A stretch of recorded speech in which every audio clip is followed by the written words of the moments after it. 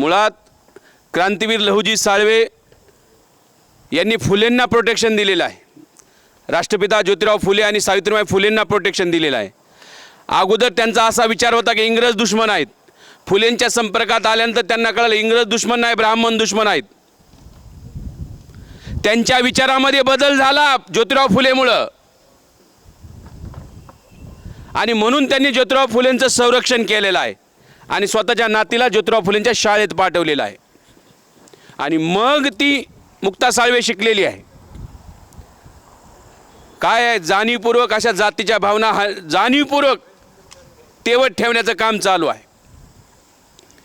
मुळात हा जो निर्णय आला आहे सर्वोच्च न्यायालयाचा, तो निर्णयच 1 ऑगस्टला आला आहे. 1 ऑगस्ट 2024, ज्या दिवशी अण्णाभाऊ साठेंची जयंती आहे. कारण अण्णाभाऊ साठेंच्या जयंती दिवशी जाणून बुजून हा सुप्रीम कोर्टाने निर्णय दिला आहे. त्यांना 2 ऑगस्टला देता आला असता, 3 ऑगस्टला देता आला असता, त्याच्या अगोदर जुलैमध्ये देता आला असता. 1 ऑगस्ट का निवडली? कारण त्या निकालामध्ये ज्या दिवशी हा निकाल लावला त्याचे बीज होते महाराष्ट्रात भांडणं लावायचे. ह्याचा पुरावा देतो. भांडणं त्यांना महाराष्ट्रात लावायचा पुरावा देतो. जर सर्वोच्च न्यायालयाने निकाल दिलाय वर्गीकरण राज्य सरकार करू शकतं, मग गुजरातमध्ये वर्गीकरण का लागू नाही? का सुरू नाही झाली प्रक्रिया? उत्तर प्रदेशमध्ये का प्रक्रिया सुरू केली नाही? मध्य प्रदेशमध्ये का प्रक्रिया सुरू केली नाही? केरळमध्ये का चालू केली नाही? बंगालमध्ये का चालू केली नाही? मग आणखी कुठल्या झारखंडमध्ये का चालू केली नाही? का नाही केली इकडे चालू? मग जर सर्वोच्च न्यायालयाचा निकाल आहे तर महाराष्ट्रात सकट सगळ्या देशातल्या राज्यामध्ये ही प्रक्रिया चालू व्हायला पाहिजे होती, पण कोणत्याच राज्यात चालू नाही. ती फक्त महाराष्ट्रातच आहे. याचा अर्थ काय? तो जो निर्णय दिला आहे तो अण्णाभाऊ साठेंच्या जयंतीला उद्देशूनच दिलेला आहे. तो भांडणं लावायच्या उद्देशाने दिलेला आहे. याचा अर्थ निघतो. दुसरा पुरावा देतो. 4 दिवसापूर्वी आपले मुख्यमंत्री म्हणाले येणाऱ्या 2 महिन्यामध्ये आम्ही वर्गीकरण लागू करू. येणाऱ्या 2 महिन्यामध्ये. आता चालू आहे जून, 1 महिना होतो जुलै आणि 2 महिने येतो ऑगस्ट. 2 महिन्यानंतर लागू करू म्हणजे ऑगस्टमध्ये लागू करू. ऑगस्टची कोणती तारीख निवडतील? ते अण्णाभाऊ साठेंची जयंती 1 ऑगस्ट. सरळ अर्थ भांडण लावायचा कार्यक्रम आहे. मुळात सर्वोच्च न्यायालयाने जो निर्णय दिलाय हाच संविधानाच्या विरोधात आहे. कारण शेड्यूल कास्टला, अनुसूचित जातीला जे आरक्षण मिळतं ते भारतातल्या संविधानाच्या कलम 341 नुसार, शेड्यूल ट्राईबला 342 नुसार, ओबीसींना 340 नुसार, आपल्याला मिळतं 341 नुसार. आणि त्या 341 मध्ये काना मात्रा वेलांटी जरी बदलायची असेल ना, तो अधिकार पार्लमेंटचा आहे, संसदेचा आहे, राज्याचा अधिकार नाही तो. कारण जी लिस्ट बनवली शेड्यूल कास्टची ती राष्ट्रपतीच्या सही शिक्क्याने जाहीर झालेली आहे. देशाचा प्रमुख राष्ट्रपती आहे, लक्षात ठेवा. त्याच्या सहीने ती लिस्ट बनलेली आहे शेड्यूल कास्टची. आता लिस्ट बनवली शेड्यूल कास्टची कुणी बनवली? राष्ट्रपतीनं. सर्वोच्च न्यायालयाने अधिकार दिला राज्याला, तुम्ही अबकडे करू शकता. त्याच्यामध्ये त्या लिस्टमध्ये बदल करू शकता, वर्गवारी करू शकता. हे असं झालंय कलेक्टरच्या ऑर्डरमध्ये बदल करायचा अधिकार तलाट्याला देऊन टाकणं आहे. तलाट्याला अधिकार नसतो तो कलेक्टरचा अधिकार आहे ना. कलेक्टरनं म्हणल्यानंतर ते फॉलो करावं लागतं. तलाठी त्याच्यात काही करू शकत नाही. करायचं असेल तर त्याला लेटर लिहावं लागतं राष्ट्रपतीला, त्याला कलेक्टरलाच काय करावं सांगा, आणि करायचं असेल तर तुम्हीच आदेश पाठवा. बाबासाहेब आंबेडकरांनी 341 मध्ये सगळे अधिकार पार्लमेंटला का ठेवलेत? बाबासाहेबांना माहीत होतं हे जे राज्य सरकार बदमाश आहेत. ज्या जातीचं प्राबल्य असणार ते त्यांच्या ताब्यात घेणार आणि शेड्यूल कास्टचा मिसयूज करणार. एखाद्या जातीला लिस्टमध्ये टाकतील, एखाद्या जातीला लिस्टमधून काढू शकतात. आता काय माहीत आहे का, जर एखाद्याला शेड्यूल कास्टच्या लिस्टमध्ये टाकायचं असेल, उद्या जर देवेंद्र फडणवीसांनी ठरवलं महाराष्ट्रातली एखादी जात शेड्यूल कास्टमध्ये टाकायची, तर काय करावं लागतं माहीत आहे? त्यांना मंत्रिमंडळाचा ठराव घ्यावा लागतो. तो ठराव घेऊन संसदेला पाठवावा लागतो. अधिकार काहीच नाही.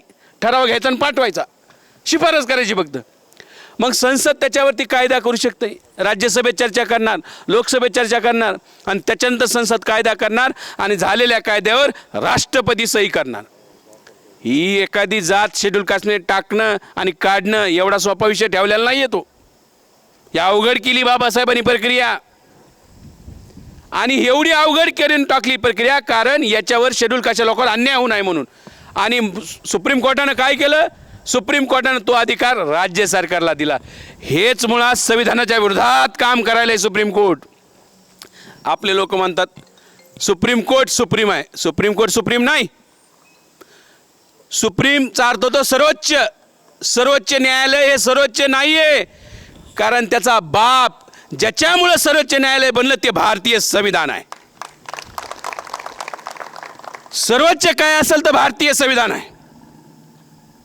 त्याच्यानंतर खाली आहे सुप्रीम कोर्ट. हे उगं आपण ते सुप्रीम कोर्ट सर्वोच्च न्यायालय लोकांना वाटतं, मग त्याच्यानंतर काहीच नाही. लोक आम्हाला म्हणतात सर्वोच्च न्यायालयानं सांगितलं ना. आम्ही ज्यावेळेस मिटिंग केली कलेक्टरांसोबत, आयुक्तांसोबत, अहो एस पीना आम्ही ऐकलं ना, एस पीला कन्व्हिन्स केलं बीडच्या. मग कलेक्टरसोबत कलेक्टरला कन्व्हिन्स केलं. कलेक्टरला कन्व्हिन्स केल्यानंतर कलेक्टरनं आम्हाला पाठविलं आय जीकडं. मराठवाड्याचा जो बॉस आहे आय जी पोलिसांचा, त्याच्याकडे, त्यालाही कन्व्हिन्स केलं आम्ही. मग त्याच्यानंतर मिटिंग झाली महसूल आयुक्तासोबत, ते आम्हाला कन्व्हिन्स करीत होता. तो महसूल आयुक्त म्हणे मराठवाड्याचा, हे सर्वोच्च न्यायालयाने दिलं आहे ना. मग आता सर्वोच्च न्यायालयाने दिलं, आम्ही काय करू शकतो राज्य सरकार? मी म्हणलं सर्वोच्च न्यायालयाने दिलं आहे, पण सर्वोच्च न्यायालयाने कंपल्शन नाही केलं. कराच असं नाही म्हणलं, करू शकता.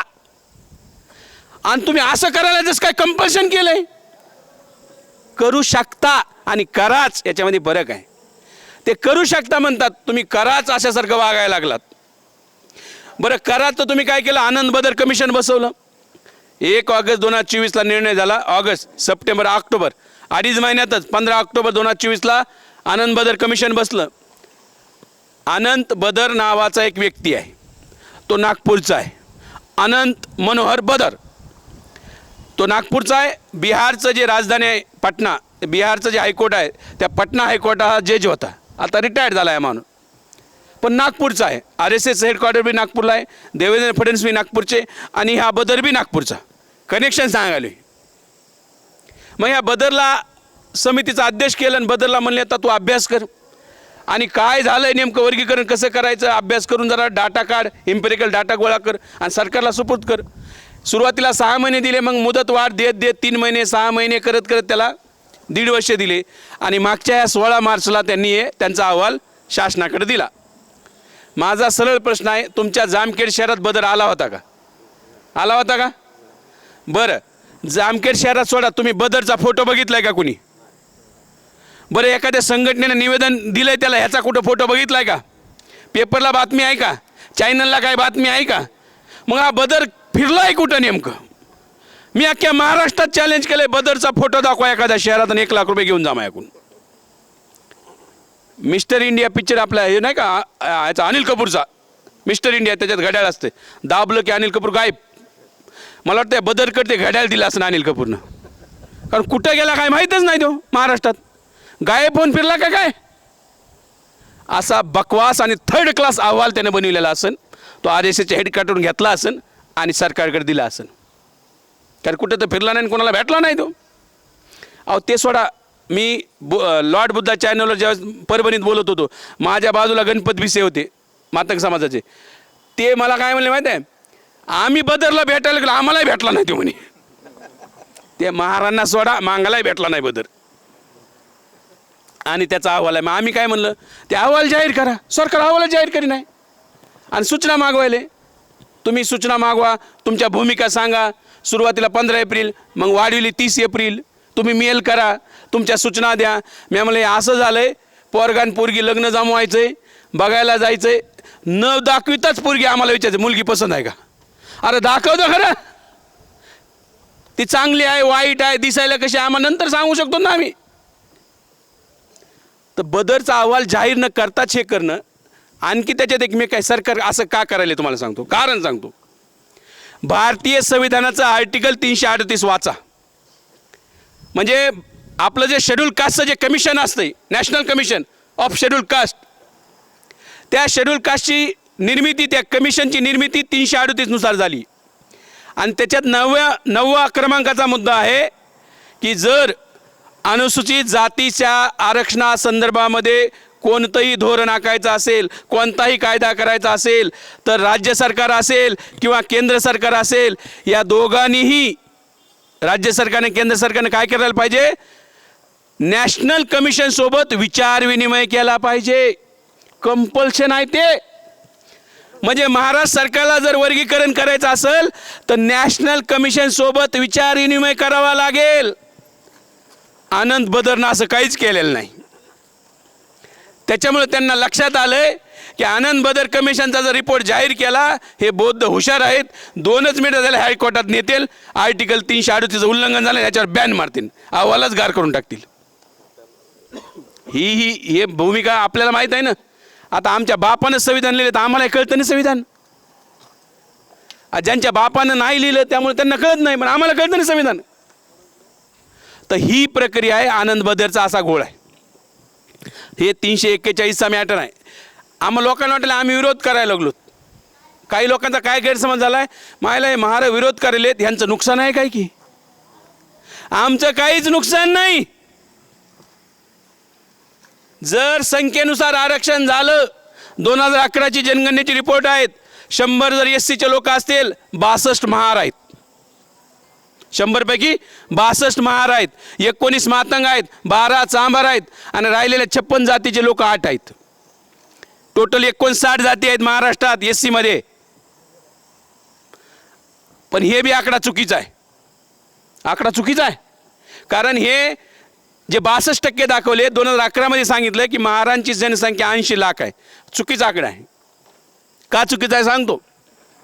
कारण 30 लाख महारांनी सांगितलं आमची जात महार आहे, धर्म हिंदू आहे. किती लाख?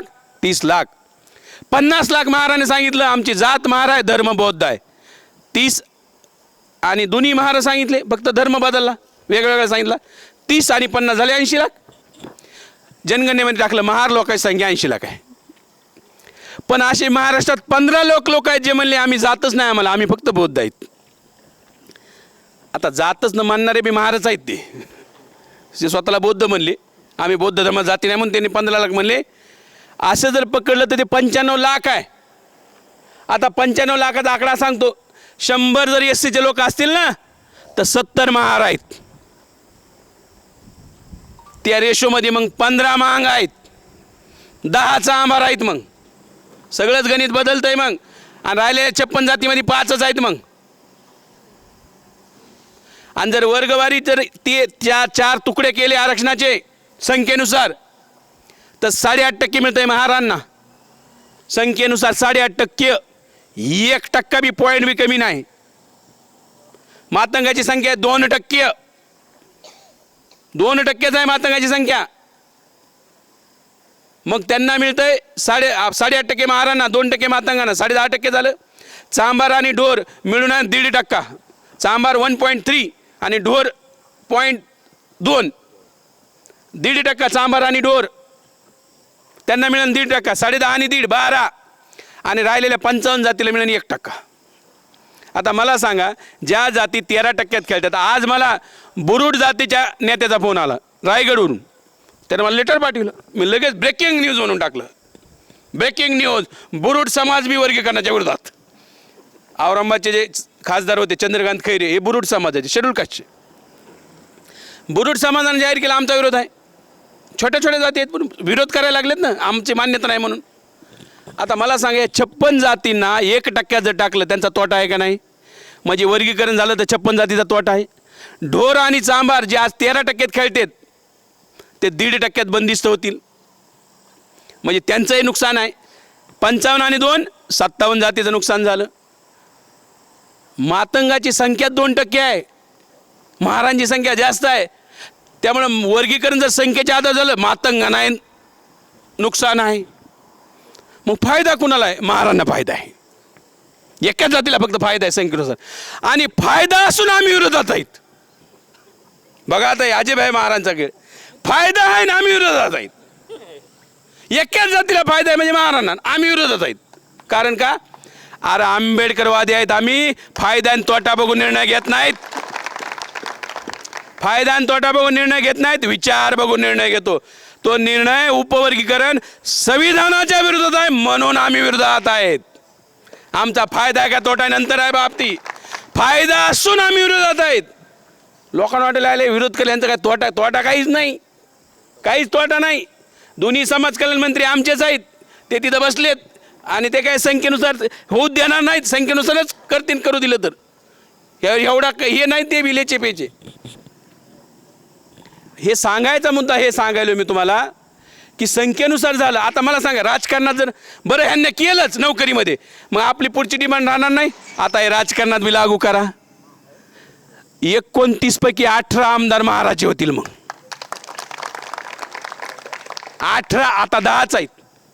चांभाराचे 10 आहेत, 3 होतील. मग नंतर आजच नारायण कुचेला लोक भेटले, म्हणले 10 आलेत, पुढच्या वेळेस ते बदनापूर महाराजांसाठी राखी होऊन जाईल, राखी झाल्यावर अबकडं झाल्यावर. कारण नोकरीमध्ये आम्ही लढू, मग आता राजकारणात बी लागू करा मग एकदा सुरू झाल्यावर. मग त्यामुळे 29 पैकी किती होते ना आपले? 18. केजाचा आमच्या बीड जिल्ह्यात कधी महाराजा माणूस आमदार झाला नाही. असं जर झालं तर कमीत कमी महाराजा आमदार तरी होईल तिथं. सांगायचा उद्देश आहे, कसं आहे करा आमचा फायदा आहे, पण आम्ही तरी विरोधात आहेत. सांगायचा मुद्दा आहे की कसं आहे करा आम्ही विरोधात आहेत, कारण तत्व म्हणून आम्ही विरोध करायला. लक्षात घ्या, ते संविधानाच्या विरोधात आहे म्हणून विरोध करायला लागलोत. आपल्यामध्ये फूट पडू नये म्हणून विरोध करायला लागलोत. 2003ला मातंग समाजाचा अभ्यास करण्यासाठी सरकारने एक आयोग बसवला. त्या आयोगाचं नाव आहे क्रांतीवीर लहुजी साळवे मातंग समाज अभ्यास आयोग. सगळे मातंगाचे पुढारी त्याच्यात घेतले. त्यांनी 2008ला रिपोर्ट दिला, पण रिपोर्ट देताना घोळ झाला. अध्यक्ष आणि उपाध्यक्षाचं भांडणं झाली. अध्यक्षाचा वेगळा रिपोर्ट, उपाध्यक्षाचा वेगळा रिपोर्ट. मग सरकारनं सगळ्या दोन्ही रिपोर्ट एक केले. शिफारशी किती केल्या होत्या? तर 82 शिफारशी केल्या होत्या मातंग समाजाच्या उन्नतीसाठी. किती शिफारशी? 82. त्याच्यातल्या 14 शिफारशी सरकारनं अमान्य केल्या. हे मान्य नाहीत कारण त्या संविधानिक नव्हत्या. जसं की आमच्यावर अन्याय होता, आम्हाला डिस्काउंट बंदूक वापरायची परमिशन द्या. सरकार देऊ शकतं का? असलं देऊ शकत नाही.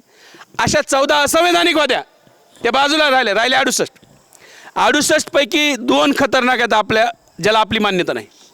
एक अबकडं करा आणि दुसरं मातंगांना 5% द्या. संख्या 2% 5% शिफारस आहे. एक जण तुम्हाला 6% द्या, एक जण म्हणला 8% द्या. अरे मला 13% घेऊन टाक ना, तो या खिशातच आहे आमच्या. बिस्किटचा पुडा आहे सगळ्यात दी मला. अरे ते आरक्षण आहे रे बाबा. भाजी जेवढी आहे तेवढी भाजी दे. आता राहिले तर वांगे तर कशाला घरी घेऊन जातो. जे तोंडाला येईन ते मागायचे. 5% कशाला? काहीच नाही पुरावा. काहून 5%? का 6%? अहो शेड्यूल कास्टला आरक्षण 13% काय माहिती आहे का? आपली संख्या तेवढी आहे. केंद्रात 15% संख्या तेवढी आहे. आपल्याला संख्येनुसार आरक्षण आहे. अबकडं झालं तरी संख्येनुसार करावं लागेल. पंजाबमध्ये 1975ला झालेलं आहे पहिल्यांदा अबकडं. भंगी लोक म्हणले चांभार आमचं खातात. भंगी म्हणजे मजहबी. शीख भंगी म्हणजे मजहबी आणि चांभार म्हणजे शीख पंजाब. चांभार म्हणजे रहिदासी. म्हणजे भंगी म्हणले आमचं हे खायलेत. 12.5 विभागणी करून दिली. संख्येनुसार झाले तिथं. हरियाणामध्ये संख्येनुसार झालंय. भंगी आणि चांभाराचं भांडण त्यांना विभागून दिले. आंध्रामध्ये अबकडे संख्येनुसार दिले. 15 जातीला 1% दिले. एकूण 15 जाती संख्येचे 1% आहे म्हणून. आता सगळीकडे जर कर्नाटक वगळता सगळीकडे संख्येनुसार दिले. मग संख्येत जर सगळीकडेच आधार आहे. आतापर्यंत 6 राज्यात वर्गीकरण झालंय, त्याच्यापैकी 5 राज्यात संख्येनुसार झालंय. म्हणजे महाराष्ट्रात बी झालं तर संख्येनुसार होईल ना मग, बरोबर आहे की नाही? तर हे तरी सुद्धा ते 5% द्या. आपलं त्या 2 मागण्याला विरोध आहे, पण राहिलेले 66% आहे. 66 मागण्या काय माहिती आहे का? मातंग समाजाचा शैक्षणिक विकास नाही, त्यामुळे प्रत्येक तालुक्यामध्ये मातंग पोरांसाठी हॉस्टेल सुरू केले पाहिजे. आपल्याला काय प्रॉब्लेम आहे का? चालू करा, बरोबर आहे. मातंग पोरांना जिल्ह्याच्या ठिकाणी हॉस्टेल चालू करा. आपल्याला काय प्रॉब्लेम आहे? चालू करा, काही प्रॉब्लेम नाही. ज्या मातंग पोरांना PhDसाठी वेगळे स्कॉलरशिप चालू करा. आपल्याला काय प्रॉब्लेम आहे? मातंग पोरांना विदेशात शिक्षणासाठी पाठवायचं आहे, त्यांना स्कॉलरशिप द्या. आपल्याला काय प्रॉब्लेम आहे? ज्या मातंग माणसाला घरं नाहीत त्यांना सरकारनं पक्के घरं बांधून द्या. आपल्याला काय प्रॉब्लेम आहे? ज्या मातंगाला शेती नाही त्याला बागायती 2.5 एकर द्या आणि कोरडवाहू 5 एकर द्या. शिफारस आहे. आपल्याला काय, तुम्हाला कोणाला प्रॉब्लेम आहे का? ज्या मातंगाला शेती नाही त्यांना सरकारने शेती दिली. आपल्याला काय प्रॉब्लेम आहे? नाही प्रॉब्लेम. राशन दुकानं द्या. आपल्याला काय प्रॉब्लेम आहे? सूतगिरण्या द्या. आपल्याला काय प्रॉब्लेम आहे? गॅस एजन्सी द्या. लिहिलं आहे त्याच्यात. मी म्हणलं सगळंच द्या बरं, आमचा काहीच प्रॉब्लेम नाही. आमचं एवढंच म्हणणं आहे, अबकडे करू नका बस. आमच्या तुमच्या 66 मागण्याला मान्यता आहे. चला आंबेडकरवाद्यांची 66 मागण्याला, फक्त आपल्यामध्ये फूट पडू देऊ नका. पण मागाचे नेते काय एवढे आगाव आहेत, RSSच्या नादी लागलेत आणि ह्या 266 दिल्या सोडून चुलीत गेल्या आणि 2च अबकड ज्यानं भांडण लागणार आहे. म्हणजे मागाचा विकास होणारी मागणी एक बी नाही करायची. म्हणजे हे नेतेच मागांचा सत्यानाश करायला लागलेत, हे मातंगाचा सत्यानाश करायला लागलेत RSSच्या नादी लागून. आणि राहिलेल्या 66 बाबीन ज्याचं मातंगाचं कल्याण होणार आहे त्याच्यावर एक बी बोला नाही. अरे मी म्हणलं एखाद्यानं जरंगे जसं मराठ्यांच्या आरक्षणासाठी आमरण उपोषण करतोय, एखाद्या मातंगानं ह्या 66 मागण्या लागू करण्यासाठी आमरण उपोषण करायचं ना, म्हणायचं ना. ते दिलंय सोडून विकासाचं. भांडणं कसे लागतील? हे सगळा खेळ भांडणाचा आहे, लक्षात ठेवा. आता जर उद्देश सरकारचा भांडणं लावणं आहे, मग ते संख्येनुसार करतील का, हा प्रश्न आहे. बघा आता सरकारचा उद्देश भांडणं लावणं आहे आणि जर भांडणं लावणं उद्देश असेल तर ते ह्याच्यावर करणार. ते काय करतील माहिती आहे का? महारांची संख्या 8.5% आहे, महारांना द्या 6%, आपलं 2.5% काढून घेतील. मातंगाची संख्या 2% त्यांना द्या 5%. म्हणजे आपलं काढायचं आणि त्यांना देऊन टाकायचं. दुसऱ्या दिवशी महाराज काय म्हणतील, आता कोण कुणाचं खात आहे रे, तुझी संख्या 2% तुला कसं काय भेटलं 5%? होईन का नाही असं? म्हणजे सरकार दुसऱ्या दिवशी भांडण लावायचा कार्यक्रम आखू शकते. बरं नोकऱ्या संपल्यात बरं का, नोकऱ्या नाहीत. STचं प्रायव्हेटायझेशन सुरू आहे, BSNLचं खाजगीकरण सुरू आहे, रेल्वेचं खाजगीकरण सुरू आहे, एअरलाईन्स विकून टाकली. सगळीकडे नोकऱ्या शून्य झाल्यात. कॉन्ट्रॅक्ट फक्त भरती चालू आहेत, आउटसोर्सिंगद्वारे भरती चालू आहेत. आरक्षण शून्य केलंय सरकारनं, आरक्षण शून्य केलंय. आणि मग मातंगांना म्हणले आता त्या शून्यात अबकडं मागा, आम्हाला त्या शून्यात अबकडं द्या. असा आहे विषय. या मराठा म्हणाला आम्हाला त्या OBCच्या शून्यात जायचंय. OBC म्हणतो आमच्या शून्यात येऊ देणार नाही, आम्ही काही बी करू. धनगर म्हणतो आम्हाला आदिवासीच्या शून्यात जायचंय. भांडणं म्हणजे आरक्षण समर्थक जातीच आपसात भांडायला लागल्यात. लक्षात घ्या, ज्यांनी व्यवस्थेच्या विरोधात लढायला पाहिजे ते आपसामध्ये भांडायला लागलेत. हे शासनाचं षडयंत्र आहे. नोकऱ्या तर काय राहिल्याच नाही, बेरोजगारी वाढली, परेशान आहेत, म्हणून आपल्या आपसामध्ये भांडण लावणे सुरू आहे. त्यामुळे सरकारचा डाव वेळीच ओळखा. आम्हाला लोकांनी सल्ला दिला तुम्ही सर्वोच्च न्यायालयात जा. अरे गेले रे लोक, तो यासाठी वाट बघितली होय. 2 लोक गेले, रिव्ह्यू पिटिशन दाखल केले, 2ही रिव्ह्यू पिटिशन खारिज झाल्यात. आता 3री मी करतो आणि तुमच्याकडून पैसे गोळा करतो, 10 लाख देतो वकिलाला आणि फुकट परत खारिज करून येऊ का काय? 2 रिव्ह्यू पिटिशन खारिज झाले, म्हणजे 3री खारिज होणार आहे, ते ऐकूनच घेणार नाहीत. म्हणजे सर्वोच्च न्यायालयाचे दरवाजे आपल्यासाठी बंद आहेत. तो विषय बंद झाला. दुसरा विषय होता, आपले आमदार तरी बोंबलतील. 29 आमदार आहेत राखीव मतदारसंघातून. नाही बोलणं झाल्यावर 29 आमदारांनी तरी बोलायला पाहिजे होतं. 2 लोक बाहेर बोललेत आतापर्यंत. राजकुमार बडोले बोललेत, विदर्भातले एक आमदार आहेत, आणि दुसरे नितीन राऊत बोललेत. त्यांनी ते एक व्हिडिओ बी टाकला लॉंग मार्चला समर्थन असल्याचं. हे 2 आमदार वगळता राहिलेले 27 आमदार काहीच बोलनात, एक शब्द बोलनात वर्गीकरणावर. बाबासाहेब आंबेडकर या आमदारांना काय म्हणायचे माहिती आहे?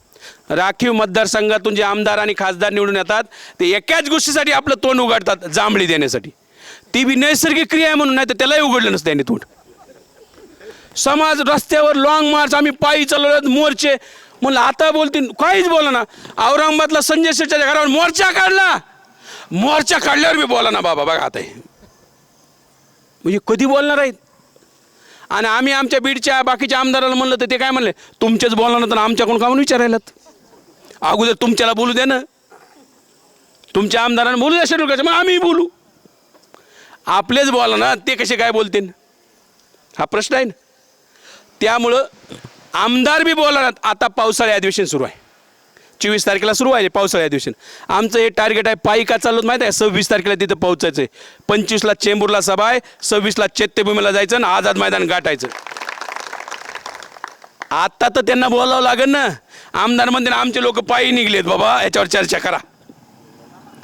विधानसभेत या मुद्द्यावर चर्चा घडावी म्हणून लॉंग मार्च आहे. विधानसभा बंद पडली पाहिजे या मुद्द्यावरती म्हणून लॉंग मार्च आहे. जर लोक रस्त्यावर असतील तर आपले आमदार तिथं लढू शकतात. लोकच रस्त्यावर नाही तर काय लढतील ते? आपण काहीच नाही. आणि ते देवेंद्र फडणवीसला म्हणले बंद कर दे, म्हणे गप्रे तू बस, कुणीच नाही तुझं ऐकायला, कशालाही करतो तू. आपण जर रस्त्यावर असू तर त्यांच्यावर प्रेशर येईल. बरं, माझं हे म्हणणं आहे, त्याच्या पुढचं म्हणणं आहे, महाराष्ट्र बंद करायची ताकद दोनच जातीत आहे. एक आहे महाराष्ट्रामध्ये आणि दुसरी आहे मराठ्यामध्ये. तिसऱ्याची बस्तीत महाराष्ट्र बंद करायची ताकद नाही. आपण 26 तारखेला जर मुंबईत पोहोचलोत तर 26 तारखेला तिथं आपण ही घोषणा करणार आहोत, ज्या दिवशी वर्गीकरण देवेंद्र फडणवीस लागू करतील त्या दिवसापासून महाराष्ट्र आम्ही अनिश्चित काळासाठी बंद करू. एक बी दिवस महाराष्ट्र चालू देणार नाही. आणि जर आंबेडकरवाद्यांनी ठरविलं ना महाराष्ट्र बंद करायचा, ते भीमा कोरेगाव नंतर माहीत आहे ना काय करतो आम्ही. एक बी बस आणि एक बी गाडी काहीच फिरत नसतंय. मग हे लय डेंजर कार्यक्रम आहे. उगं आम्हाला खवळू नका. अगोदर 2011ला आम्ही 95 लाख होतो. आता माझा अंदाज आहे 1.25 करोड आहेत. 1.25 करोड. आणि लय 1.25 करोड लोक आहेत. ते 1.25 करोड लोक अंगावर देवेंद्र फडणवीस घेतील असं काही मला वाटत नाही. पण त्यांना तर कळावं तर खरं विरोधात आहेत म्हणून तुम्ही आम्ही विरोधात आहोत त्यांना कळलं पाहिजे. कारण लोकशाहीमध्ये लोकच सगळं ठरवित असतात. त्यामुळं आपल्याला ह्या लाँग मार्च हा ऐतिहासिक लाँग मार्च आहे. एक लाँग मार्च होता जोगेंद्र कवडे सरांचा नामांतरासाठी लाँग मार्च झाला. अहो इतिहासामध्ये जे जे लाँग मार्च झाले का ते सगळे यशस्वी झालेत बरं का, लोकांचं समर्थन असल्यावर. ज्या मार्चला लोकांचं समर्थन असतंय तो लाँग मार्च यशस्वीच होतो. मला बीडचा कलेक्टर म्हणे कशाला एवढे ताण करून घेता, पाये दुखतील, 20-20 किलोमीटर और 25-25 किलोमीटर पाये दुखतील, चक्रा येत्यान, ऊन लागन, पाऊस लागायलाय, पाऊस लागल. मी म्हणलं का आम्ही काय ढेकळ आहेत का विरगळायला, दिसायला काळ आहे म्हणून काय ढेकळ थोडीच आहे मी. लोक म्हणजे पाऊस आला, अरे पाऊस काय करतोय आम्हाला. उगाच गाणं नाही ते अजय भाई तुफानातले दिवे. आम्ही काय फेसबुकवरचे दिवे नाहीत, ॲक्च्युअल तुफानातले दिवे आहेत. आता हे पाऊस बी काय करीत नाही, ऊन बी काय करीत नाही. आम्ही DJ असे गाणे लावलेत, ऊन वारा आम्हाला काहीच कळा नाही. ते ऊन वारा प्रेम भया सौतड्याहून आम्ही मग निघलो 5:30ला बरं का. सौतड्याहून इथपर्यंत आम्ही 1 मिनिटाचाही कुठे गॅप घेतला नाही. सलग 13 किलोमीटर इथं आलो. सलग 1 मिनिटाचाही गॅप नाही. म्हणलं हे आहेत आमचे प्यांतर. 13 किलोमीटर कुठंच 1 मिनिटाचाही गॅप घेतला नाही आम्ही, 1 मिनिटाचा सुद्धा. पोलिसांना माहीत आहे, आम्हाला ते रिसिव्ह करायला ते तुमच्या बॉर्डरवर. आम्ही 1 मिनिटही कुठे थांबलो नाहीत. जनरेटर बंद पडायची वेळ आली, एवढं गरम झालं. पण आम्ही काय थांबलो नाहीत. आता मला जनरेटर चालू केलं, एवढं गरम आहे की त्याच्यात डिझेल बी टाकता येत नाही म्हणे. म्हणजे मशीन इथं चालना गेल्यात, तिथं आपलं माणसं आहोत, लक्षात घ्या. हा ऐतिहासिक लाँग मार्च आहे. हा इतिहास आहे विकी भैया, हा इतिहास आहे की हा लाँग मार्च तुमच्या शहरात आला. इतिहास आहे. येणाऱ्या पिढीला तुम्ही सांगता आमच्या जामखेड शहरामध्ये लाँग मार्च झाला होता, आम्ही त्या लाँग मार्चमध्ये चाललो, आम्ही त्यांची व्यवस्था केली, आम्ही त्यांना चहा पाजला, जेवण खाऊ घातलं, सकाळी नाश्ता खाऊ घालून वाटं लावलं. हे तुम्ही म्हणताल. हा इतिहास आहे. आणि हा इतिहास रचण्यासाठी जामखेडच्या तरुणांनी लाँग मार्चमध्ये सहभागी व्हायला पाहिजे. जिथं जिथं आम्ही चाललो आवाहन करायला लागलो, हा इतिहास घडवण्यामध्ये सहभागी व्हा. येणाऱ्या पिढ्याला सांगतात अरे ज्यावेळेस आरक्षण हे सगळं समाप्त करण्याच्या मार्गावर होतं सरकार, आम्ही लढत होतो, आम्ही रस्त्यावर होतो. अरे फक्त फेसबुकला आपलं चाललेले व्हिडिओ दिसायलेत ना, सरकार बेजार आहे. काल देवेंद्र फडणवीसचा फोन आला एका मंत्र्याला, अरे काही करा त्यांना मुंबईत येऊ देऊ नका. काय म्हणले? काही करा त्यांना मुंबईत येऊ देऊ नका. मग आम्ही ठरवलं काही करणार मुंबईतच जाणार. आता आम्ही थांबणार नाही. आता 3रा दिवस आहे, आमची बी आता प्रॅक्टिस झाली चालायची. आज कमी पाय दुखणार आहेत आमचे बी, उद्या तर दुखतेन का नाही माहीतच नाही. आणि तुम्ही ज्या प्रकारे आमचं स्वागत करायला एवढं समर्थन लोकांचं बघून माझे पाय दुखायला हेच आम्ही विसरून गेलो होतो. का दुखायलेत प्रेम भाई? हा हे विसरून गेलो होतो आम्ही की आमचे पाय दुखायले तर हे व्हायला लागले म्हणून. त्यामुळं ह्या ऐतिहासिक लाँग मार्चमध्ये तुम्ही सहभागी व्हा. ज्याला जे देता येते ते द्या. तुम्हाला फळं देता येते फळं द्या, बिस्किट देता येत बिस्किट द्या, पाणी देता येते पाणी द्या, चालता येतंय, पाय येत आहेत ना, काही देता येत नाही तर फक्त चालवायचेत असे. मी काय करू म्हणतात लोक, आम्ही काय करू? अरे चल फक्त आमच्या सोबत, काही देऊ नको. आम्ही पैसे मागितले लोक आम्ही द्या.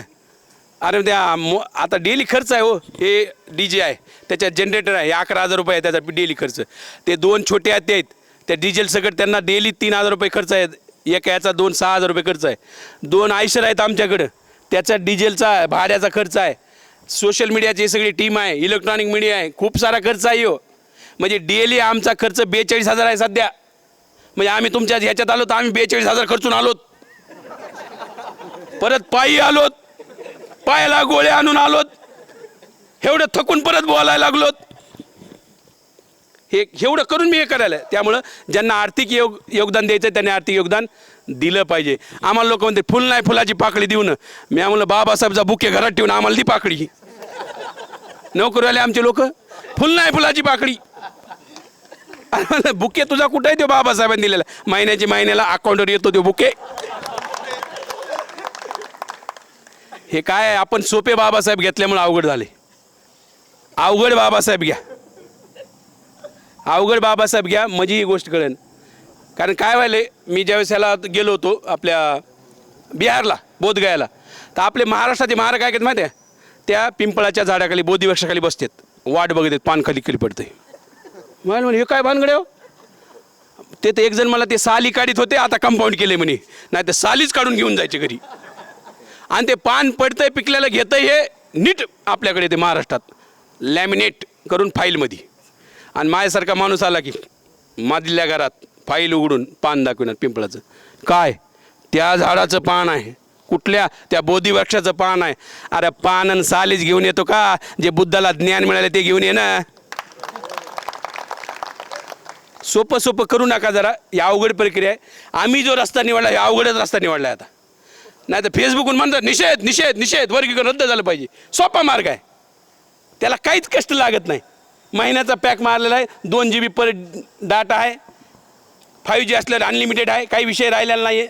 निषेध करायला काय चाललंय हो, काहीच नाही, फक्त बोट चालवायचं आहे अंगठा. हे सोपा मार्ग आहे. अवघड मार्ग आहे आमच्यासोबत चालणे. अवघड मार्ग निवडला तर इतिहास बनणार आहे. त्यामुळे जामखेडमधल्या तरुणांना सर्वच आमच्या आया बहिणींनाही आव्हान आहे, ज्यांना या लॉंग मार्चमध्ये चालायचं आहे त्यांनी सहभागी व्हा. जर मुंबईपर्यंत येणं शक्य नसेल, पुण्यापर्यंत चला. अरे पुण्यापर्यंत शक्य नसेल, नगरपर्यंत चला. नगरपर्यंत शक्य नाही, आष्टीपर्यंत तरी चला. आष्टीपर्यंत शक्य नाही, पोखरीपर्यंत चला. अरे पोखरीपर्यंत शक्य नाही, गावाच्या बाहेर तर सोडायला या. पण या, योगदान द्या. कारण हा इतिहास आहे. बाबासाहेब चळवळ कोण तुम्हा एकाची नाही. अजयबाया जसं बोलले, आम्ही हे नेतृत्वहीन ठरले. आता सरकार म्हणाले ह्याचा नेता कोण आहे, म्हणलं कुणीच नाही. ते म्हणून बोलायचं कोणाला, आम्हाला बोलायचंच नाही म्हणलं. तुम्ही म्हणलं जिथं लॉंग मार्च आहे, आता इथं जर आले असते तर एवढे जण बोलणार होते. आणि आपण इथं बसू ना सरकारच्या लोकांना बोला, इथंच ज्या गावात असू संध्याकाळी तिथं बैठक आणि सर्वांसमोर बोला. हे कोण आहेत, हे सगळे लॉंग मार्चचे नेतेच आहेत. जो चालतो तो नेता आहे, इथं एक माणूस नाही. आणि हे सगळ्यांनी मिळून ठरवायचं, ओके तर ओके, नाही तर नाही. अहो म्हणलं आमच्याकडे बी यायची गरज आहे, तुम्ही तिथंच एवढे कष्ट कशाला घेता, तिथंच बसा आणि एका वेळेचा GR काढा. आरक्षणाची SCच्या आरक्षणाची उपवर्गीकरणाची प्रक्रिया आम्ही थांबवत आहोत. आम्ही हेतूनच वापस जातो जामखेडहूनच. आम्हाला भेटू बी नका, फोटो बी नको, काहीच नको. हे काही नेता बनण्यासाठी लॉंग मार्च नाही आहे. मी तर समाजातल्या सगळ्या नेत्यांना आव्हान केलं, ज्या नेत्याला इच्छा आहे नेता बनायची त्यानं लॉंग मार्चमध्ये आमच्यासोबत पायी चालव. आम्ही मॅनेजमेंट होतो ह्या नेतृत्वाखाली लॉंग मार्च, बस संपला विषय. पण नेत्याला पंचायतपडी 500 किलोमीटर चालावं कसं, चरबी बिघडन ना. सवय नाही ना आता संघर्षाची, ही सवय लावून घ्यावं लागेल. पण येणारी पिढी आहे, ही नवपिढी आहे, तरुण आहेत, हे मात्र ही चळवळ चालवणार आहेत. आणि आपण मुंबईपर्यंत जाणार आहोत. मुंबईची 26 तारखेची परवानगी आमची नाकारलेली आहे. परवानगी नाकारली तरी आम्ही मुंबईमध्ये पोहोचणार आहोत, म्हणजे आहोत. सरकारच्या परवानगीवर आमचं आंदोलन नाही आहे. आम्ही इथून निघलोत. आता काही जरी झालं तरी 26 तारखेला आझाद मैदान आपल्याला गाठायचं आहे. तुम्ही सर्व लोक यासाठी साथ सहयोग द्याल एवढीच आशा ठेवतो आणि थांबतो. जय भीम, जय भारत. बाबासाहेब आंबेडकरांचा, डॉक्टर बाबासाहेब आंबेडकरांचा.